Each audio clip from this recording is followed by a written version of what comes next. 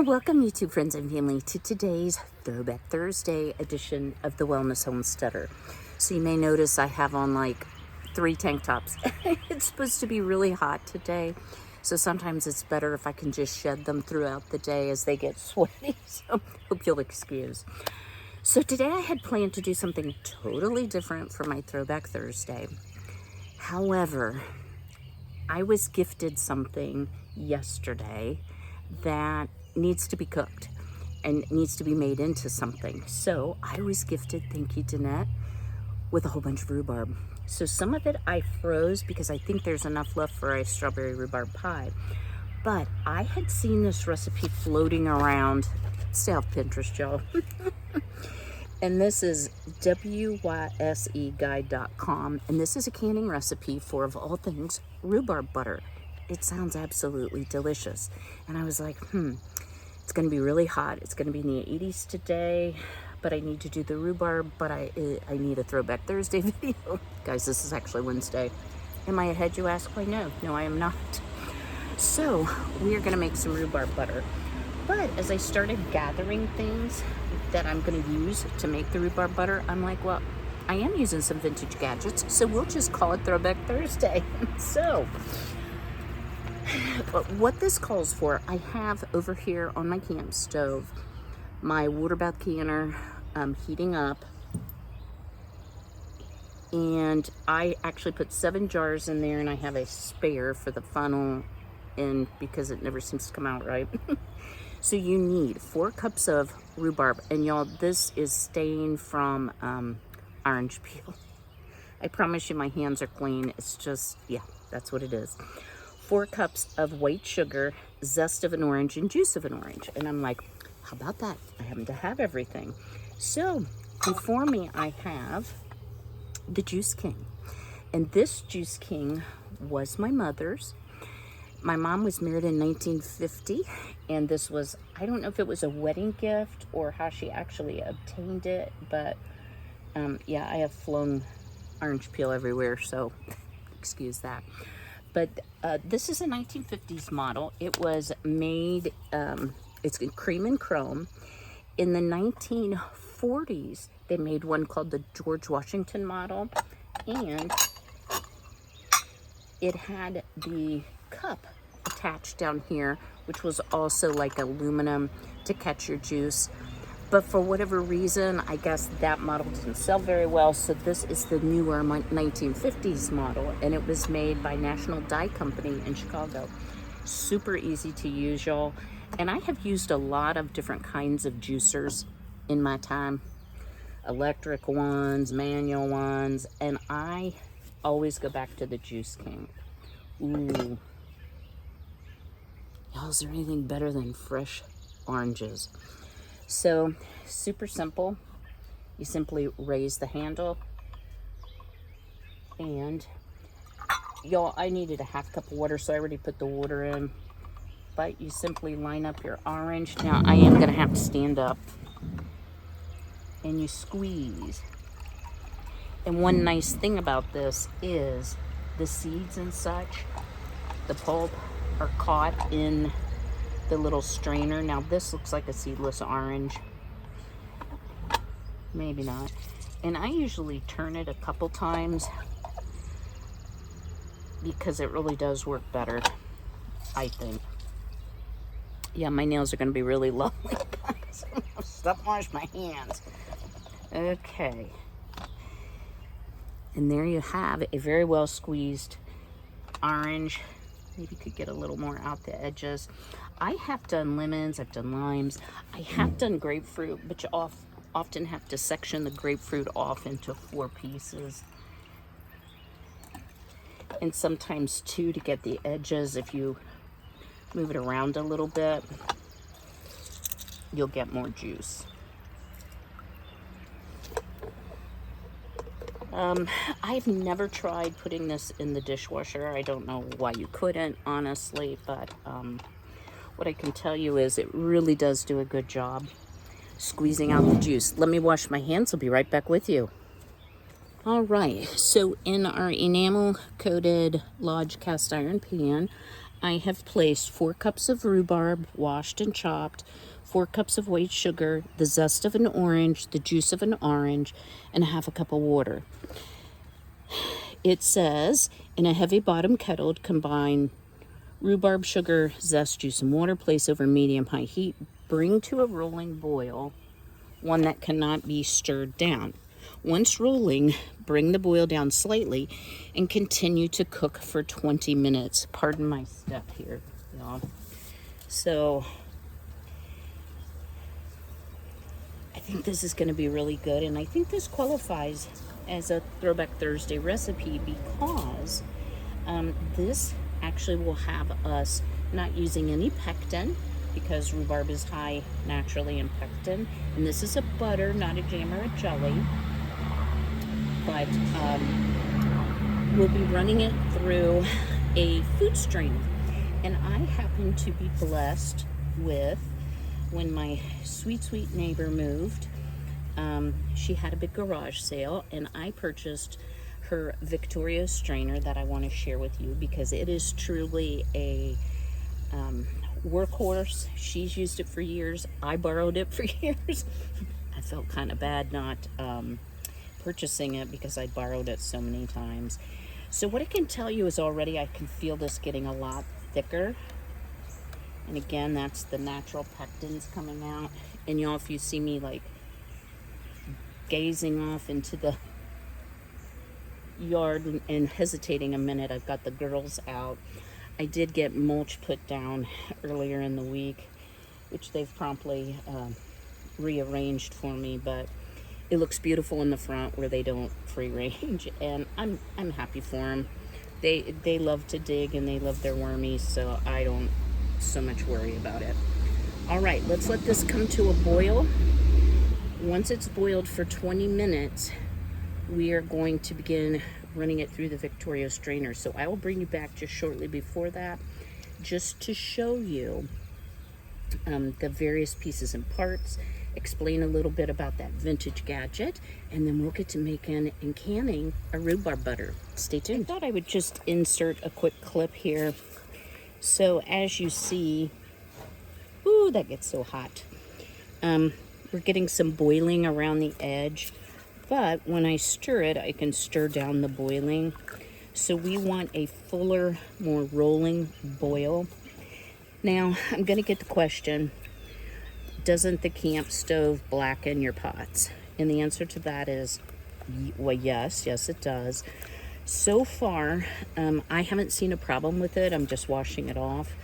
But the truth of the matter is, I bought the camp stove to use, I bought the pots to use, and even if I have to have dedicated camp stove pots, I'm okay with that because I don't think it's going to ruin them. It may make them unsightly, but I can deal with unsightly, right?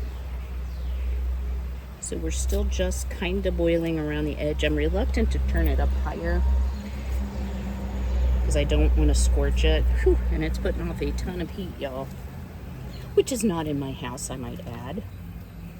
This morning it's nice and cool. It is in the 60s. I've gotten the garden watered, and I thought I better get this done before it gets too unbelievably hot. But in high harvest times, I will have to can whether it's hot or not hot. Okay, now we're getting to a boil that I can't stir down. So it says to turn it down, which we will. And we're gonna set a timer for 20 minutes. And there you go. That's what a boil that you can't stir down looks like. I'm not worried about the foam, y'all. Like some people like to skim off the foam. Once we run this all through the strainer, we can strain off the foam out of the jars if that's a problem. The foam never bothers me. Or you can put a pat of butter in. But again, this is not a jam or jelly, it's a butter, so I think the consistency is going to be just fine. Let's turn that down just a little bit more. All right, I think we're going to call that a good heat, and I'll see you in 20. Our 20 minutes have elapsed, and what you will see is when I pick up the rhubarb and I smash it, against the sides. It's very soft, and what's left is the fibrous part, much like a celery. Now mine is sort of a greenish tan color. The picture on the website, it was red, and it may depend on the type of rhubarb that you have, but I'm going to call this good. And I know some of the 1950s recipes, they added food coloring for appearance. I don't have any desire to consume any red food coloring. So now what we need to do is we need to run this through the Victoria strainer. So let me reposition everything. It's quite hot, so I need to be extremely careful and get in a good position. So stay tuned. All right, let's see how this works. So this bowl is going to catch the waste. The bowl that's down below is going to catch the good. So I'm not so sure that we're going to need a pusher, but I'm going to ladle in. And as you see, the liquid's already starting to drip out. And yeah, this didn't clamp super tightly onto the table. Okay. Hey, yeah, buddy, here comes our beautiful jelly. And as you see, what's coming out in the porcelain bowl or the pottery bowl is more the stringy parts. So because of it's so hot, and I'm in an awkward position, I decided to do it small amounts at a time. I think we can probably handle 2 scoops.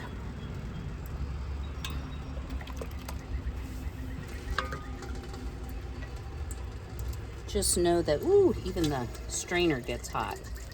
Any type of jam, butter, that type of thing is going to be screaming hot. That sugar superheats. And I won't waste what's coming out. I will feed that to my chickens. We'll see if they like it. They're kind of divas sometimes. But this is working pretty well. So I'm just going to keep turning to get the piece to fall off here. Yeah. All right. Oh, I need a third arm, guys. Let me pause you for a moment. All right, y'all. I transferred our rhubarb butter to this little pourable pitcher, but let's give it a taste test. And it did turn out sort of a pinky orange. Oh, wow, y'all. That is loaded with flavor, nice and tart. We are going to have less than what it said, but that's okay. I don't find that recipes are extraordinarily accurate in amounts that it makes. I just, yeah, don't find that. So let's clean our rim well.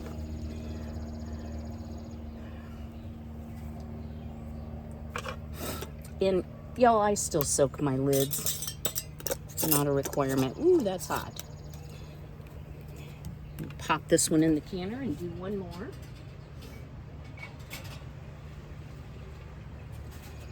I love these little round jars. I think they look more vintage, I guess you would say. Normally you'd be ladling this in. So we're probably only going to get about 3. But that's okay. That's 3 jars of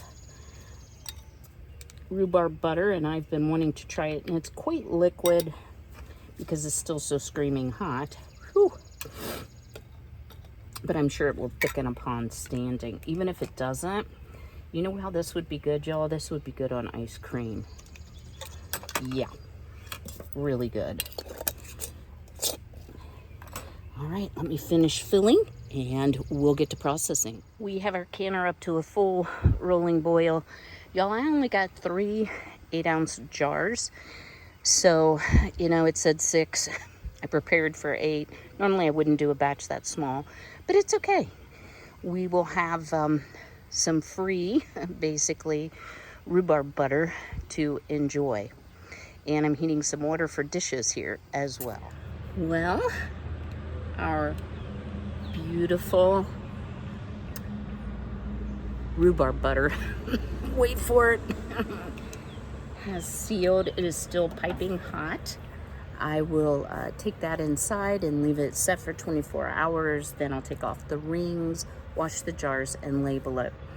So some of you may be wondering, like, why are you so enamored with 50s, 60s, or vintage things? And guys, I'm not worshiping that lifestyle. I think it is very easy to romanticize vintage times, we'll just say, where we didn't have all of the modern conveniences. It's amazing to me how much more work, and I'm just being flat out honest, it is to drag everything outside and then drag everything back inside. And so to that end, I had put out the question about storage, and a couple of you had some really good ideas, and one of them was, and I'm sorry, I don't remember who said this, and I didn't ask could I use your name, so I won't use your name, but you know who you are, suggested a cooler. And I'm like, that's such a perfect thing. So I have a cooler that will fit out here on one of the shelves of my portable Cuisinart sink. But I also thought, wow, wouldn't it be nice if I'm doing a big cooking day or a freezer cooking day to have a way to keep things cool without having to run in and out, in and out, in and out constantly. So I found a little something I want to share with you all. Let me back you up here. So this is, and guys, there is pollen all over everything. This is the Cuisinart 80 quart cooler. Really nice seal on it. I think it would be fine. I wouldn't store food in it overnight outdoors unless there was a reason to do so. But this can hold up to 100 cans of soda. I don't drink soda as a general rule, but it's still very nice. It is on wheels, and it does have a shelf below, which y'all can't even see. Here we go. Ooh. It has an opener for pop cans and a place to collect the caps. Pop doesn't really come that way, or soda doesn't come that way. I suppose beer does, but at any rate, it's still a novelty item. But I am extremely pleased. I will leave a link to this below. And again, guys, I only leave links because I'm asked to, not because I expect you to purchase items. I'm exhausted. It's only 10 till 10. But I think the rhubarb butter is going to be a hit. I love anything rhubarb, and I think that's going to be something different than just a jam or jelly. So I'm glad I gave it a shot. I will leave a link in the description box below to the website where I got the recipe. Just know, y'all, that through my food mill, I only got 3 jars versus the 6 8-ounce jars that it claimed. I offered the rhubarb leftovers, shall we say, to the girls, and they're like, this is stinking baby food. We don't need no stinking baby food. They wouldn't touch it. So it went in the compost. I don't know if you would have run it through a couple times, if that would have made a difference, but at any rate, we have 3 beautiful jars, and it tastes delicious. I know that. They've all sealed out here in the nice breezy weather. Another thing, my camp chef, I did not have a problem, and it's pretty breezy this morning. I could see the flame blowing a bit, but I still didn't have a problem canning with it. And I think with my setup here, I could block the wind a bit with the sink and the cooler. Just rearrange things, so I think it's gonna work out great. I still have some garden work to do, so I'm gonna get busy. I hope you've enjoyed today's Throwback Thursday. It was a little different than what I planned to do, but I still have that in my hip pocket for perhaps next week. My plan at this point, y'all, is to see you on Saturday. My mom has been having some issues, and so I'm just not sure, but I will do my best. Last night was quiet, so let's hope that she continues to do okay. As always, your prayers are appreciated. So until I see you again, smash that like button. Be healthy, be well, be blessed. Take care.